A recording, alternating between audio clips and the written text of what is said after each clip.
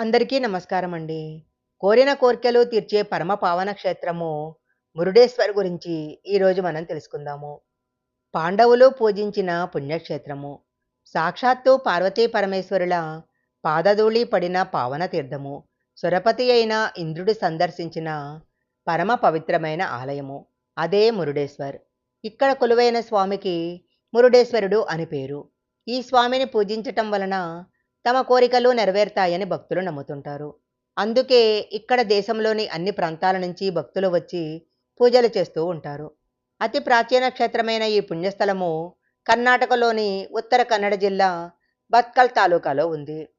రావణాసురుడు తన అనన్య సామాన్యమైన భక్తితో పరమేశ్వరుని మెప్పించి కైలాసం నుంచి ఆయన ఆత్మలింగాన్ని తీసుకొని వస్తుంటాడు.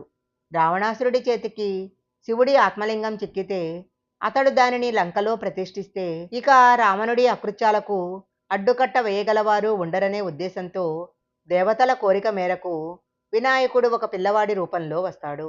సాయంత్రం వేళ సంధ్యావందనం చేయటం కోసము ఆత్మలింగాన్ని ఎవరికి అప్పగించాలా అని ఆలోచిస్తూ ఉంటాడు రావణుడు. ఆత్మలింగాన్ని తన చేతిలో పెట్టే ముందు దానిని మార్గమధ్యంలో భూమి మీద ఎక్కడా ఉంచకూడదని శివుడు చెప్పిన విషయాన్ని రావణుడు గుర్తు తెచ్చుకుంటాడు. ఆ సమయంలో బ్రాహ్మణ బాలుడి వేషంలో ఉన్న గణపతి రావణుడి కంటపడతాడు. కొద్దిసేపు శివలింగాన్ని చేతిలో పట్టుకుంటే తాను స్నాన సంధ్యలు ముగించుకొని వస్తానని చెప్పి వెళ్తాడు రావణుడు. పథకం ప్రకారము రావణుడు వచ్చేలోగా శివలింగాన్ని నేల మీద పెట్టేస్తాడా బాలుడు. ఇంకేముంది, శివలింగము భూమిలో దిగబడిపోతుంది. రావణుడు ఎంత ప్రయత్నించినా బయటికి రాదు. రావణుడు ఆగ్రహంతో ఆత్మలింగానికి కప్పి ఉన్న వస్త్రము, దారము మొదలైన వస్తువులను విసిరేస్తాడు. ఆ వస్తువులన్నీ ఎక్కడెక్కడ పడ్డాయో అక్కడ శివలింగాలు ఉద్భవించి ఆ ప్రదేశాలు మహమాన్విత ప్రదేశాలుగా మారిపోయాయి.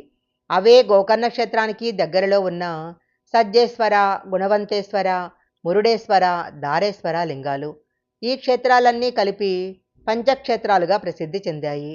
ఆత్మలింగం మీద ఉన్న వస్త్రాన్ని రావణాసురుడు విసిరేస్తే ఆ వస్త్రం పడిన ప్రదేశమే మురుడేశ్వరం అయింది. మురుడా అంటే కన్నడంలో వస్త్రం అనే అర్థము. సంతోషం అనే అర్థం కూడా ఉంది. అందరికీ సంతోషమిచ్చే ప్రదేశం కాబట్టి ఇది మురుడేశ్వర క్షేత్రమైందే అంటారు. మురుడేశ్వరంలో ఉద్భవించిన శివలింగానికి పానవట్టాన్ని దేవశిల్పి విశ్వకర్మను రప్పించి శివుడే స్వయంగా దగ్గరుండి తయారు చేయించాడని ప్రతీతి. ఈ క్షేత్రానికి ఉత్తరాన భవానీమాత, తూర్పున దుర్గామాత, ఇతర దేవతలందరూ మిగిలిన దిక్కులలో ఉండి పరిరక్షిస్తూ ఉంటారని, బ్రహ్మదేవుడు కూడా ఇక్కడికి వచ్చి మురుడేశ్వరుడిని పూలు పత్రాలతో పూజించి పండ్లను నివేదించి వెళుతుంటాడని పురాణాల వలన తెలుస్తుంది. బ్రహ్మదేవుడు శివుడిపై తన కమండలంతో చిలకరించిన నీటితో కమండల తీర్థం అనే పవిత్ర సరస్సు ఏర్పడిందని కూడా స్థల పురాణం వలన తెలుస్తుంది. మురుడేశ్వర్ దేవాలయము ఆ కాలంలో దేవాలయ నిర్మాణంలో పవిత్రతకు, అద్భుత శిల్ప సౌందర్యానికి నిదర్శనము. మురుడేశ్వర దేవాలయం ఆవరణలో కనిపించే శివుని యొక్క ఎత్తైన పాలరాతి విగ్రహము అందరినీ ఆశ్చర్యచకితులను చేస్తుంది.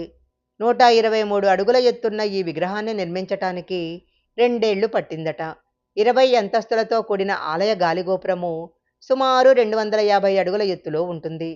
గాలిగోపురానికి ఇరుపక్కలా గల ఏనుగు ప్రతిమలు సజీవ శిల్పాల్లా కనిపిస్తాయి.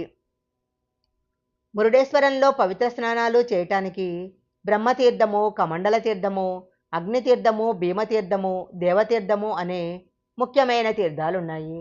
ఈ తీర్థాలలో స్నానం చేయటం వలన దీర్ఘవ్యాధులు నశిస్తాయని, కోరిన కోరికలు నెరవేరుతాయని అంటారు. ఆలయ ప్రాంగణంలోనే ఇతర దేవతల సన్నిధులు కూడా ఉన్నాయి. వాటిలో గణపతి మందిరము, గౌరీ మందిరము, దత్తాత్రేయ, సుబ్రహ్మణ్యేశ్వర స్వామి, ఆంజనేయ స్వామి మందిరాలు ముఖ్యమైనవి. ఆలయ ఆవరణలో ఉన్న రావి చెట్టు చుట్టూ ప్రదక్షిణాలు చేసి తమ కోరికలు నెరవేర్చమని భక్తులు ముడుపులు కడుతుంటారు. గోకర్ణం నుంచి మురుడేశ్వరము సుమారు 70 కిలోమీటర్ల దూరంలో ఉంది. మురుడేశ్వరం 17వ నంబర్ జాతీయ రహదారిలో ఉండటం వలన రవాణా సౌకర్యాలు బాగానే ఉంటాయి. బెంగళూరు, మంగళూరు, హుబ్లీ, ధర్మస్థల నగరాల నుంచి బస్సులున్నాయి.